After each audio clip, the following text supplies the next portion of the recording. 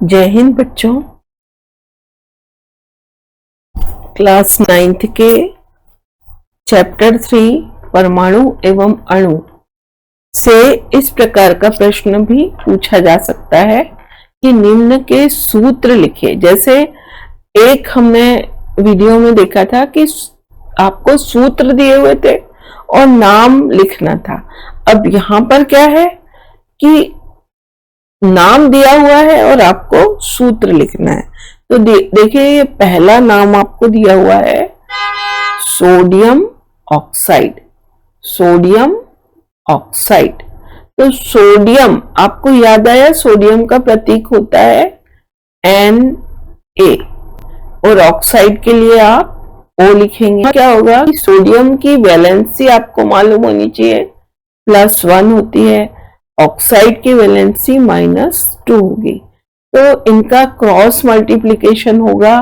तो अब आप लिख सकते हैं इस ऑक्साइड का सही सूत्र क्या होगा, Na2 और O को एक बार लिखेंगे Na2O।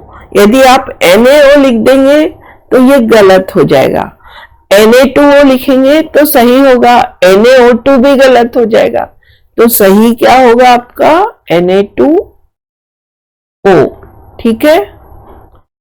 अगला अब आया है एल्यूमिनियम क्लोराइड। ठीक है, तो एल्यूमिनियम क्लोराइड जो है, एल्यूमिनियम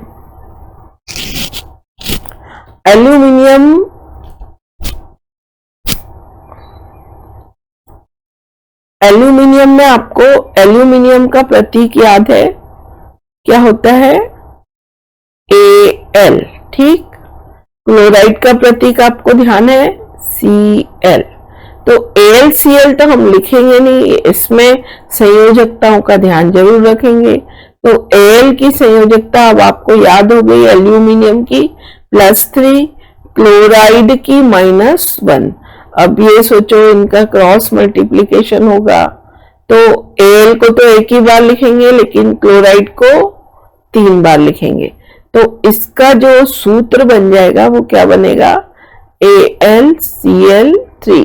ये सही होगा। ठीक है, तो क्रॉस मल्टी सबकी वैलेंसी ऊपर लिख लो और उसका फिर क्रॉस मल्टीप्लिकेशन करके और उसका सूत्र बना सकते हैं। सूत्र दिया हुआ हो तो नाम लिखना थोड़ा आसान होता है, लेकिन नाम दिया है तो सूत्र लिखते समय संयोजकताओं का बहुत ध्यान रखना पड़ता है। यहाँ देखिए, अब ये सोडियम आपको पता है कि Na होता है इसका प्रतीक, सल्फाइड, सल्फेट नहीं है, ये क्या लिखा हुआ है सल्फाइड, ये होता है केवल S। तो इसमें सोडियम तो +1 संयोजकता का होता है लेकिन सल्फाइड -2, ये संयोजकताएं आपको याद करनी पड़ेंगी।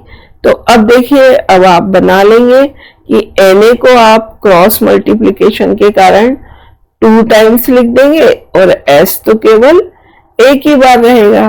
तो सोडियम सल्फाइड का जो सूत्र बन जाएगा वो बनेगा Na2S। ये सब क्या है, सूत्र हैं। अब एक और है यहाँ पर मैग्नीशियम हाइड्रोक्साइड। देखिए मैग्नीशियम का प्रतीक जो होता है Mg, M कैपिटल और G स्मॉल, और हाइड्रोक्साइड मूलक जो होता है, हाइड्रोक्साइड आयन जो होता है वो OH। तो मैग्नीशियम की संयोजकता +2 होती है लेकिन इसकी कितनी होती है, -1। अब यहाँ पर आप क्या करेंगे, मैग्नीशियम को कितनी बार लिखेंगे, केवल एक बार लिखेंगे। और हाइड्रोक्साइड को आपको कितनी बार लिखना पड़ेगा, OH को ब्रैकेट में डाल के और बाहर 2 टाइम्स लिखना पड़ेगा। क्यों, क्योंकि मैग्नीशियम की वैलेंसी संयोजकता 2 और हाइड्रोक्साइड की संयोजकता -1, इसलिए मैग्नीशियम एक बार और हाइड्रोक्साइड 2 बार लिखा है।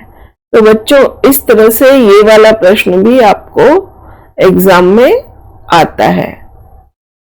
सूत्र दिए हुए हो तो नाम लिखना, नाम दिए हो तो सूत्र लिखना। दोनों प्रकार के प्रश्न आ सकते हैं। अब ये एक और है छोटा सा प्रश्न कि निम्न में कितने परमाणु विद्यमान है, किस तत्व के कितने परमाणु विद्यमान है। तो जैसे H2S, तो इसमें हाइड्रोजन के 2 और सल्फर का 1 परमाणु विद्यमान है। इस तरह से हम देख के बता सकते हैं कि हाइड्रोजन के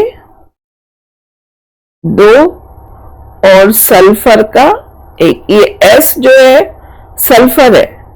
वैसे सल्फाइड आयन, जब आयन होता है तब सल्फाइड बोलते हैं, लेकिन अभी हम ये इसको सल्फर बोलेंगे। सल्फर का 1 परमाणु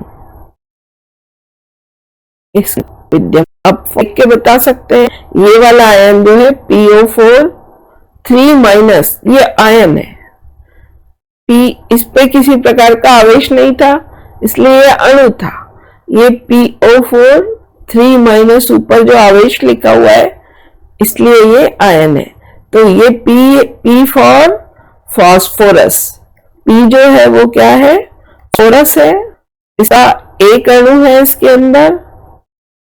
और ऑक्सीजन, ऑक्सीजन के ऑक्सीजन ON है ऑक्सीजन, ऑक्सीजन के 4 अणु है। ये जो नीचे लिखा है ना, ये होती है अणुओं की संख्या।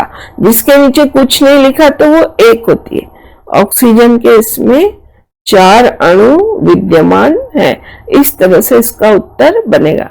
तो चलिए बच्चों, ये दोनों भी प्रश्न परीक्षा की दृष्टि से बहुत महत्वपूर्ण है, अतः आप लोग इन दोनों प्रश्नों को कॉपी में लिख लिख कर तैयारी कीजिए। एक बार इसके साथ साथ लिखिए, दूसरी बार अपने मन से प्रैक्टिस कीजिए, और आप कभी भी इन बातों को फिर भूल नहीं पाएंगे। और भी यदि इस प्रकार के उदाहरण आते हैं तो उनको भी आप बहुत अच्छे से हल कर पाएंगे। Thank you.